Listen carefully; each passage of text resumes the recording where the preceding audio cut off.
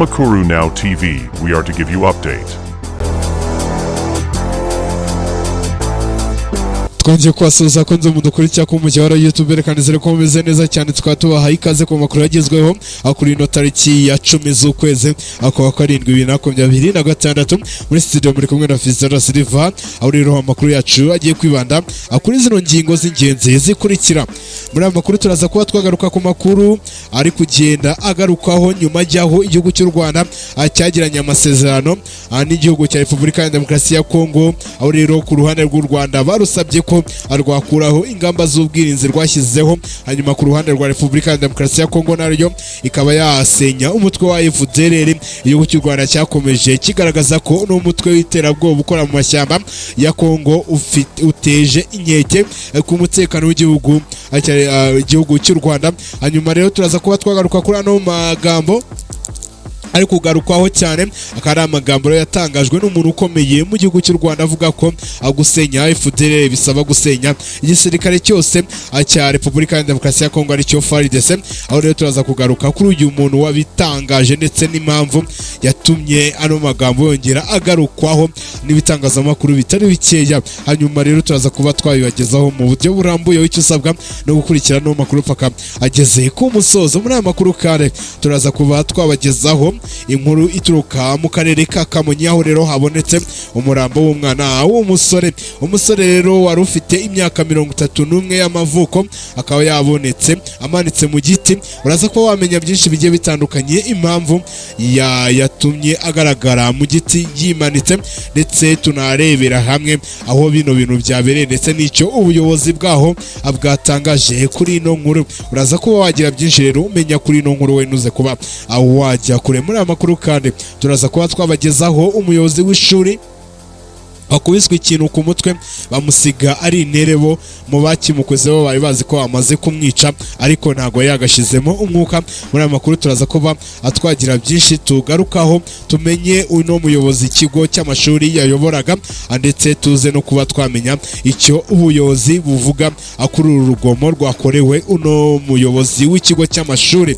Hanyuma rero tukiri mu makuru avugwa mu gihugu cy'u Rwanda, turaza no kuba twajya muri aya makuru avuga ko rero abaturage barembeye kwa muganga nyuma yo kunywa ubushera butujuje ubuziranenge bivugwa ko bwari bwahumanyijwe. Uraza kuba wamenya byinshi bigiye bitandukanye kuri aya makuru twaguteguriye, wenuze kuba wajya kure urayakurikira paka ageze ku musozo. Turaza kuba twagaruka no ku makuru i Kigali ikiro cy'inyama kiri kugura hagati y'ibihumbi 10 ndetse n'ibihumbi 13 by'amafaranga y'u Rwanda. Ibi byaba bifitanye isano nuko tumwe mu turere two mu majyaruguru no mu burasirazuba baba baradushyize mu kato.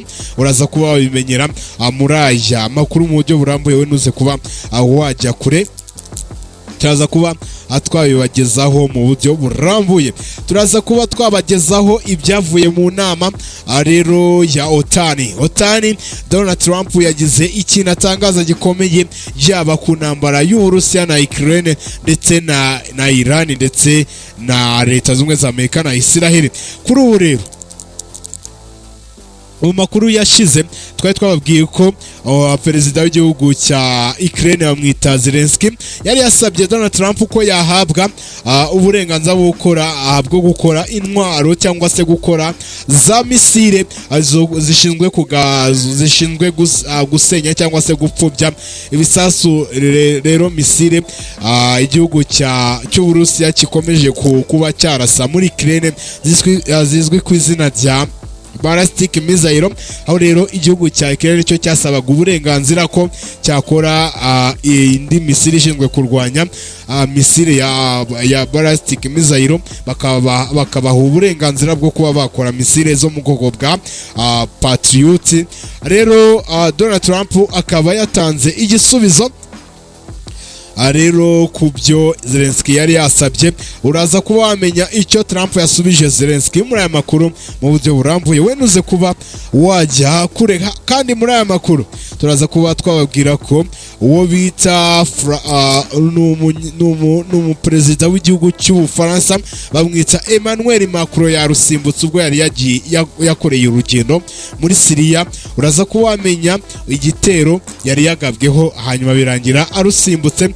Rero uraza kwamenya byinshi bigiye bitandukanye kuri aya makuru twaguteguriye. Rero nuze kuba wajya kure, nuze kuba wajya kure. Hanyuma rero turaza no kuba twagaruka ku ntambara ya Amerika ndetse na Irani bikomeje gufata indi ntera, aho rero Amerika yagabye ibitero bikomeye. Uraza kuba wamenya aho yarashe mu gihugu cya Irani, uraza kuba wamenya byinshi bigiye bitandukanye. We nuze kuba wajya kure. Rero amakuru yacu agiye kuba yashingira kuri zino ngingo z'ingenzi zikurikira. Rero izi ngingo z'ingenzi maze kubabwira haruguru nizo tugiye kuba twagarukaho mu buryo burambuye. Rero hagati aho ngaho reka mbanze mbasabe gukora subscribe niba ari bwo bwa mbere ukurikiye no muyoboro wa YouTube witwa Amakuru Now TV. Ndagusaba gukora subscribe hanyuma ugakanda no kunzogera kugira ngo igihe cyose dushyizeho amakuru uba uwa mbere mu kwita uyabona neza cyane. Ikindi no gukanda like na share na comment. Nyamuneka musharinge video zacu ahantu hose mufite, ahantu hose muhurira ku mbuga nkoranyambaga zigiye zitandukanye. Hanyuma amakuru twabateguriye agera ku bantu benshi. Ikindi rero mbasaba ni ugukanda like, mukunde ibiganiro byacu tumaze gushyira kuno muyoboro wa YouTube witwa Amakuru Now TV. Hanyuma ikindi nuko nababwira nuko amakuru yacu n'ubundi abageraho ku isaha za mu gitondo, mu masaha ya mu gitondo ndetse no ku masaha ya kumugoroba. Hanyuma hagati aho ngaho tugenda dushyiramo amakuru yandi asanzwe, ibintu bidasanzwe byabaye ariko amakuru mu buryo burambuye abageraho kuri izo saha. Hanyuma rero reka mbasabe gukora like na share na comment, ibintu birushaho kugenda neza cyane. Amakuru yacu tugiye kuba twayatangira mu buryo burambuye, tuyahere kuri ino nkuru. Rero gusenya FDLR bisaba gusenya igisirikare cya Repubulika ya Demokarasi ya Kongo, bikaba byaravuzwe na Senateri Uwizeyimana Evode. Hanyuma Senateri Uwizeyimana Evode yatangaje ko gusenya umutwe w'iterabwoba wa FDLR bisaba gusenya igisirikare cya Repubulika ya Demokarasi ya Kongo kubera ko byombi byamaze kwivanga. Amasezerano y'amahoro yasinyiwe i Washington muri Leta Zunze Ubumwe za Amerika ku itariki 27 Kamena 2026 asaba igisirikare cya Repubulika ya Demokarasi ya Kongo gusenya FDLR. Hanyuma u Rwanda narwo rukabona uko rukuraho ingamba z'ubwirinzi rwashyize ku mupaka.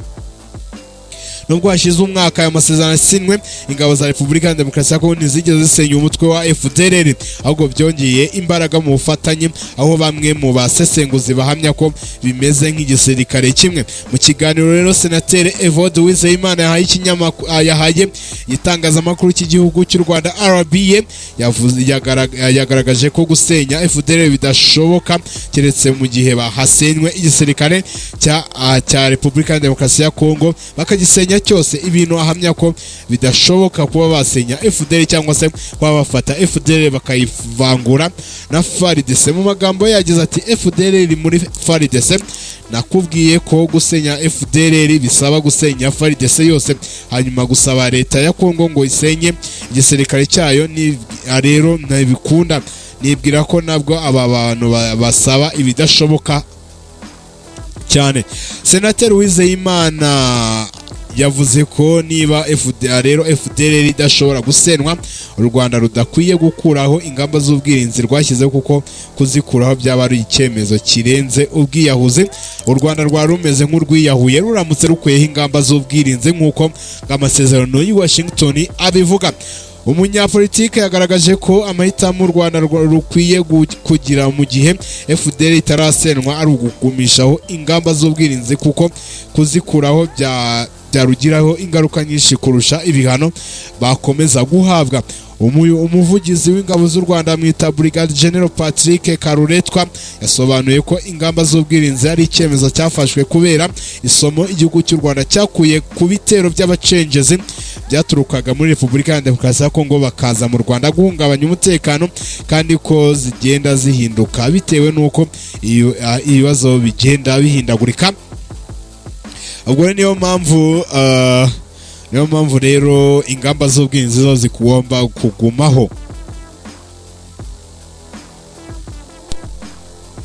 Hanyuma rero tuvuye kuri iyi nkuru, reka tuhita tukomeza n'ubundi nkuru zivugwa mu mujyi wa Kigali, mu mujyi wa Kigali abaturage bakomeje kwinubira izamuka rikabije ku giciro cy'inyama, aho rero inyama ziri kugura umugabo zigasiba undi mu mujyi wa Kigali. Abaturage batandukanye bo mu mujyi wa Kigali baravuga ko bahangayikishijwe cyane n'uburyo ibiciro by'inyama byatumbagiye cyane bikagera aho ikiro cy'inyama kiri kugura amafaranga ari hagati y'ibihumbi 10 n'ibihumbi 13 by'amafaranga y'u Rwanda. Bamwe mu bakunzi bakaboga baganiriye n'ikinyamakuru batangaje ko leta yakemura iki kibazo ndetse batiyumvisha uburyo ikiro cy'inyama cyagura amafaranga ari hagati y'ibihumbi 10 na 13. Ibiciro by'inyama byatumbagiye cyane kubera ko ziri ku isoko ari nke cyane bikabije bitewe n'uko nta nka ziri kubagwa kubera indwara ivugwa mu matungo mu bice bigiye bitandukanye hirya no hino mu gihugu. Umuveterineri witwa Mbabazi Olivier ukorera umuveterineri witwa Mbabazi Olivier ukorera mu ibagiro rya Sabana riherereye mu kagari ka Kabahizi mu murenge wa Gitega, nawe yavuze ko itumbagiye ry'ibiciro by'inyama byatewe n'uko uturere twoherezaga inka mu mujyi wa Kigali turi mu kato. Hanyuma rero yakomeje avuga ko byatewe n'uko uturere twose twoherezaga inka n'amatungo mu mujyi wa Kigali turi mu kato kubera indwara yadutse mu matungo, rero biri gutuma buri muntu wese uri kuzana inka akagira amahirwe akayigeza mu mujyi wa Kigali, rero ari kuba yabaca amafaranga menshi cyane. Yongeyeho ko ibagiro rya Sabana akoreramo ritarimo kubaga inka n'ihene kubera icyo cyorezo cyadutse muri ayo matungo. Amakuru yacu rero tugiye kuba twayakomereza kuri ino nkuru, aho rero abaturage bajyanwe kwa muganga igitaraganya. Hari abaturage barembeye kwa muganga nyuma yo kunywa ubushera, aho rero Nyaruguru abaturage 17 banyoye ubushera bikekwa ko bwanduye bihutanwa kwa muganga nyuma yuko rero bibagizeho ingaruka. Rero bamwe baravurwa abandi baracyakurikiranwa n'abaganga. Ubuyobozi bw'umurenge wa Cyahinda buvuga ko hari abaturage banyoye ubushera bwanduye bakaba barembeye mu kigo nderabuzima. Iki kibazo cyabereye mu mudugudu wa Rubona, akagari ka Rutobwe, umurenge wa Cyahinda mu karere ka Nyaruguru. Umunyamabanga nshingwabikorwa w'umurenge wa Cyahinda mwita Nkurunziza Aphrodis yabwiye ikinyamakuru Umuseke ko hari abaturage 17 bagiye ku muturanyi basangira ubushera burimo rero basangiye ubushera, bamwe batangira kuruka no gucibwamo bajyanwa ku kigo nderabuzima cya Cyahinda. Gitifu Nkurunziza avuga ko mu bajyanwe mu kigo nderabuzima bose bari 17, 4 muri bo bavuwe basubira mu ngo zabo, abandi 13 bari gukurikiranwa n'abaganga kugira ngo bakomeze kwitabwaho. Gitifu rero Nkurunziza yasabye abacuruza inzoga zo muri ubwo bwoko kurushaho kuzitegurana isuku cyane ko bakenera kubinywa ari abantu benshi baba bakitegereje ko banywa izo nzoga. Mu minsi 2 ishize kandi abaturage basaga 120 mu murenge wa Rukira, akarere ka Ngoma banyoye umutobe bikekwa ko wanduye, nabo bajyanwa mu bitaro. Mu kiganiro Minisitiri w'Ubuzima Dr Nsanzimana Asabe yahaye igitangazamakuru cy'igihugu RBA, yavuze ko abategura ibinyobwa bakwiye kubitegurana isuku kuko iyo bitateguranwa isuku biba ari uburozi kuba binyweye. Yavuze ko ikibazo cy'ibisindisha bikorwa mu buryo butemewe byabaye icyorezo kandi bikwiye kurwanywa na buri wese kugira ngo hato bitazagira ingaruka zikomeye ku bukungu bw'igihugu no ku buzima bw'abanywa ziriya nzoga. Hanyuma amakuru yacu tugiye kuba twayakomereza aho rero kuri ino nkuru. umuyobozi w'ikigo cy'amashuri yakubiswe ikintu mu mutwe bamusiga ari intere, ariko bo bari bazi ko yapfuye. Hanyuma mu karere ka Muhanga mu ntara y'Amajyepfo, umuyobozi w'ikigo cy'amashuri cyitwa Groupe Scolaire Shori birakekwa ko yatemwe n'abagizi ba nabi akaba arembe jya mwihangane. Rero mu karere ka Muhanga umuyobozi w'ikigo cy'amashuri kizwi ku izina rya Groupe Scolaire Shori birakekwa ko yatemwe n'abagizi ba nabi akaba arembeye mu bitaro bya Kabgayi. Bamwe mu baturage babwiye ikinyamakuru Umuseke ko Muhirwa Pauline usanzwe ayobora ikigo cy'amashuri cya Groupe Scolaire Shori giherereye mu murenge wa Cyeza akarere ka Muhanga ubwo yaratashyiwe mu rugo abantu bamuteze bamutema mu mutwe bamusiga ari intere barahunga barirukanka. Muhirwa Pauline atuye mu mudugudu wa Buninga akagari ka Makera mu murenge wa Cyeza mu karere ka Muhanga mu ntara y'Amajyepfo. Umunyamabanga nshingwabikorwa w'umurenge wa Cyeza Niyonzima Gustave yavuze ko abo bagizi ba nabi bamaze gukomeretsa Muhirwa Pauline bamukuyeho za telefone ze bamusiga ameze nk'uwapfuye barahunga barirukanka. Rero Gitifu Niyonzima avuga ko umugore we yamubonye bujya gucya kuko hari mu rukera rwo kuwa gatandatu. Hanyuma umuvugizi wa polisi mu ntara y'Amajyepfo amwita CIP Hassan Kamanzi yabwiye ikinyamakuru Umuseke ko polisi imaze gufata abagabo 4 bakekwaho gukomeretsa uwo muyobozi w'ikigo cy'amashuri. Umuvugizi wa polisi mu ntara y'Amajyepfo akaba yakomeje kandi yasabye abafite iyo myitwarire yo guhungabanya umutekano w'abaturage kwicikaho kuko bihanwa n'amategeko. Hashize hafi icyumweru babiri abagizi ba nabi batemye rero uwitwa Iraguha Clement wo mu mudugudu wa Munyinya umurenge wa Shyogwe bituma ajyanwa mu bitaro bikuru bya Kigali kuvuzwa, aho rero ino kese ya Clement Iraguha rero yabaye imbere yuko habaho ino kese y'uyu muyobozi w'ikigo cy'amashuri. Hanyuma rero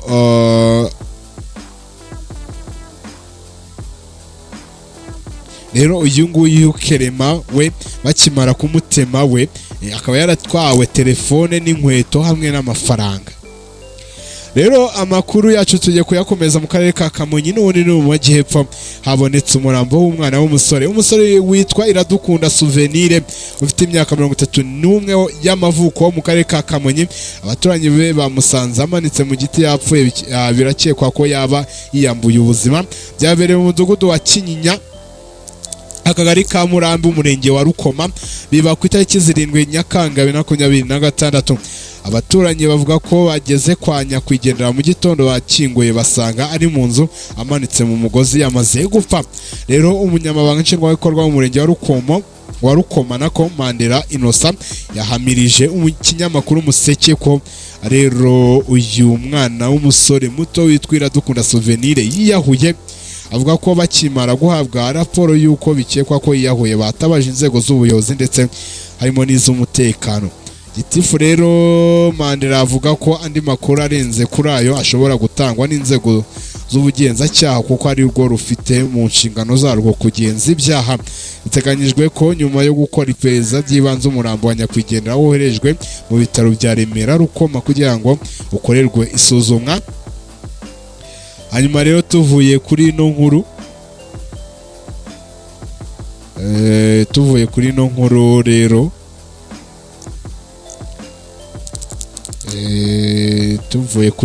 reka amakuru yacu tuyakomereze ku makuru ari kuvugwa. Uze sa amakuru ari kuvugwa hanze y'u Rwanda, amakuru yo mu Rwanda sanga tugiye kuba tuyasoreje. Reka tuhite twigira hanze y'u Rwanda. Hanyuma rero amakuru yacu yo hanze y'u Rwanda tugiye kuyahera mu gihugu cya Syria.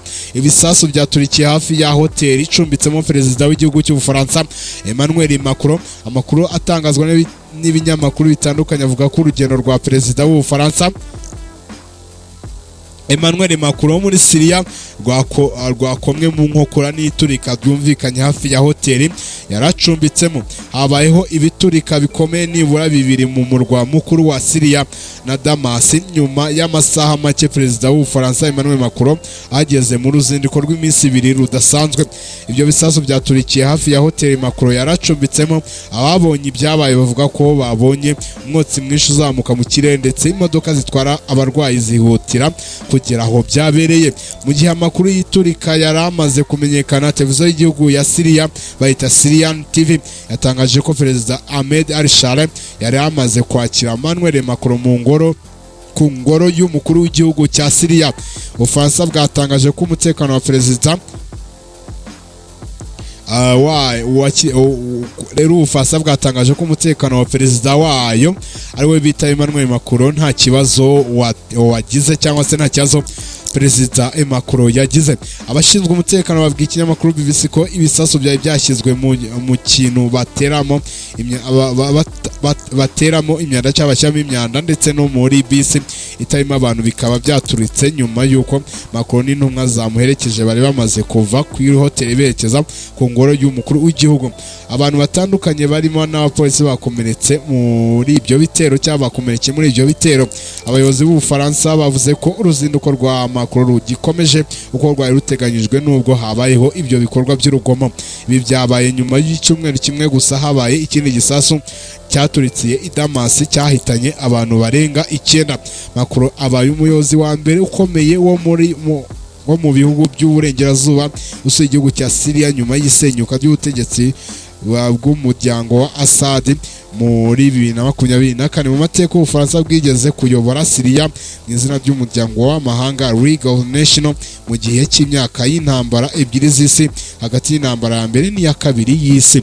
Hanyuma rero amakuru yacu reka tuhite tuyakomereza kuri ino nkuru y'aho rero Trump yatangiye gahunda yo gukura Syria ku rutonde rw'ibihugu abishyigikiye iterabwoba. Perezida wa Leta Zunze Ubumwe za Amerika Donald Trump yatangiye ku mugaragaro ku wa gatatu gahunda yo gukura Syria ku rutonde rw'ibihugu Amerika ishinja gutera inkunga iterabwoba. Yabimenyesheje inteko nshingamategeko Congress nyuma yo kubwira perezida wa Syria Ahmed al-Shara ko iki cyemezo kizafasha mu kongera kubaka igihugu cyangijwe n'intambara. Iki cyemezo kigaragaza impinduka zikomeye muri politiki ya Washington ku bijyanye na Damascus kandi n'intambwe ikomeye ishyigikira Ahmed al-Shara nyuma y'iturika byabaye ku wa kabiri Damascus mu gihe perezida w'Ubufaransa Macron yari ari mu ruzinduko muri cya gihugu cya Syria. Perezida rero Donald Trump yamenyesheje Ahmed niko yafashe icyemezo cyo gukura Syria ku rutonde rw'ibihugu byashyizwe ku rutonde rw'abatera inkunga iterabwoba. Mu ibaruwa Trump yohereje Shara Reuters yabonye kopi yayo yagize iti nasezeranyije gukuraho inzitizi zose zibabuza kongera kubaka igihugu cyanyu kandi mu gihe cya vuba muzashobora kubikora. Yakomeje agira ati dufite ibigo byo muri Amerika byiteguye gushora imari muri Syria no gufasha igihugu cyanyu kurushaho gutera imbere no kugira ubukungu burambye. Trump yavuze ko yamaze kumenyesha inteko nshingamategeko ya Amerika Congress ko ifite iminsi 45 yo gusuzuma icyo cyemezo mbere yo kugira yuko gitangira gushyirwa mu bikorwa. Kuba igihugu kiri ku rutonde rw'ibitera inkunga iterabwoba bituma gishyirwaho amategeko akomeye arimo kubuzwa inkunga ya Leta Zunze Ubumwe za Amerika, kubuzwa koherezwa ibikoresho bya gisirikare, kugirwaho imbogamizi mu bikorwa bimwe by'imari n'ubucuruzi. Guverineri wa banki nkuru ya Syria mwita Sullivan yavuze ko iki cyemezo cya Amerika kizafungura amahirwe mashya yo gushora imari, kuzamura ubukungu no kongera kwinjiza Syria mu bukungu mpuzamahanga nk'uko yabitangaje kuri Telegram. Hanyuma rero amakuru yacu tugiye kuba twayasoreza n'ubundi ku ntambara ya Ukraine n'Uburusiya. Hanyuma rero niho tugiye kuba twayasoreza. niho tugiye kuba twasoreza. Rero ubwo Amerika yari iri mu nama nk'uko natangiye mbibabwira, Donald Trump yari muri OTAN.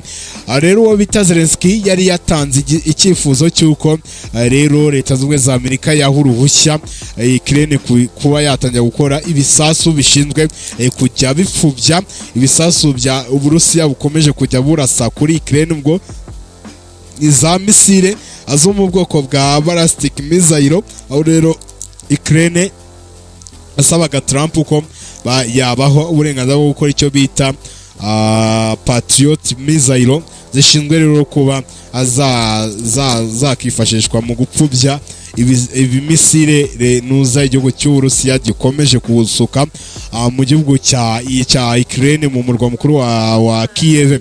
Rero Donald Trump mu kiganiro yagiranye na Zelensky cy'iminota 9 nk'uko nabibonaga kuri televiziyo mpuzamahanga, akaba yemereye Zelensky kugira ute kuba batangira kureba uburyo bakora ibyo bisasu byo mu bwoko bwa ibyo bisasu bishinzwe kujya bizimya cyangwa se bishwanyaguza ballistic missile z'Abarusiya mbere yuko zigira ibyo zangiza mu murwa mukuru wa Kiev cyangwa se n'ahandi hagiye hatandukanye muri Ukraine. Hanyuma rero ino Patriot Ukraine yari imaze igihe irimo irayibisaba aho yango bajye babaha bino bisasu, ahubwo babaha uburenganzira bwo kuba babikorera imbere mu gihugu. Hanyuma rero ibisabye nyuma yaho rero Ukraine rero nyuma yaho Ukraine rero ubwirinzi bw'ikirere bwabashiranye, ariyo mpamvu muri iyi minsi mwabonaga hari kuberayo ibitero bikomeye cyane rero Uburusiya bwagabaga kuri Ukraine. Amakuru yacu tugiye kuba twayasoreza hehe kuri ino nkuru ibintu rwose ntago nzi aho ino ntambara izagarukira. Amerika rero yagabye ibindi bitero kuri Iran. Trump avuga ko bishobora kurushaho kukaza umurego. Igisirikare cya leta z'ubumwe za Amerika cyagabye ibindi bitero kuri Iran, rero kikaba cyabigabye ku munsi wo kuwa gatatu nyuma y'uko Perezida Donald Trump avuze ko agahenge kari hagati y'impande zombi karangiye. Trump yaburiye ko ibyo bitero bishobora no gukomeza. Rero niba Iran ikomeje kugaba ibitero ku mato anyura mu muyoboro wa Hormuz, iki gikorwa rero cyatumye abantu benshi bongera kugira impungenge ku ntambara ishobora kongera kubura hagati ya leta z'ubumwe za Amerika na Iran. Cyabaye nyuma y'umunsi umwe gusa igisirikare cya Amerika kigabye ibitero ku birindiro bya gisirikare no ku byambo bya Iran nk'igisubizo cy'ibitero Iran yari yagabye ku mato y'ubucuruzi hafi y'inkombe za Oman. Abayobozi b'ibi bisirikare batangaje ku mbuga nkoranyambaga ko ibyo bitero bishya bigamije kurushaho kugabanya ubushobozi bwa Iran bwo guhungabanya ubwisanzure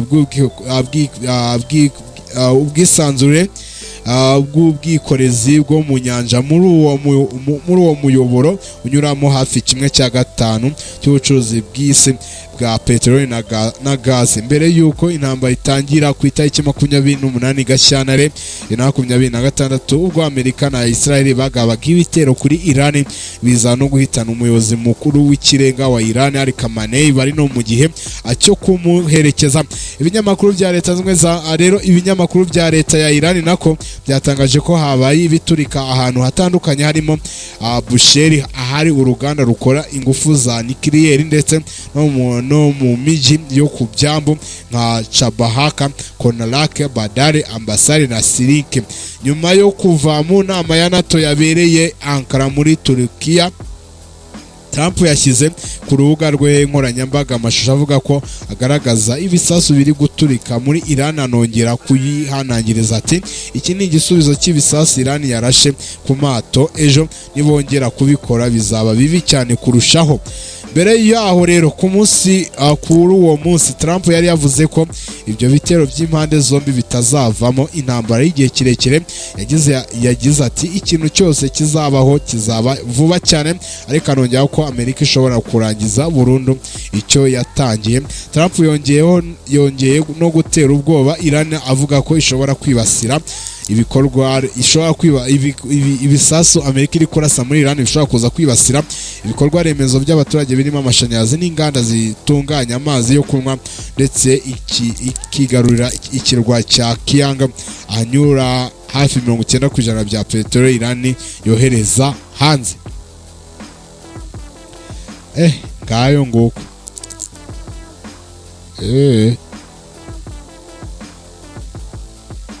rero amakuru avuga ko mu masezerano y'agateganyo Amerika na Iran bari bumvikanye ko mu gihe cy'iminsi 60 amato azajya anyura muri Strait of Hormuz nta misoro aciwe, ariko Iran yakomeje gutsimbarara ko hari ayo igomba kugenzura inzira ayo mato anyuramo kandi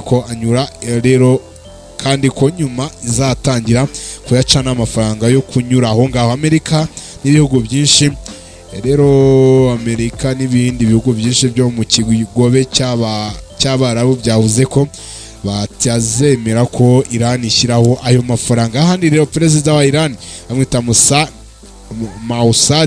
Pezeshkian, minisitiri w'intebe wa Iraq nako amwita Ali Fareed Zaid ndetse n'abandi bayobozi ba Iran na Iraq bitabiriye umuhango wo guherekeza ku wahoze ari umuyobozi w'ikirenga wa Iran Ayatollah Ali Khamenei wabereye mu mujyi wa Najafari muri Iraq. Amakuru yacu rero nahanga tuyasoreje, reka ngushimire watangiranye natwe wateje ku musozo.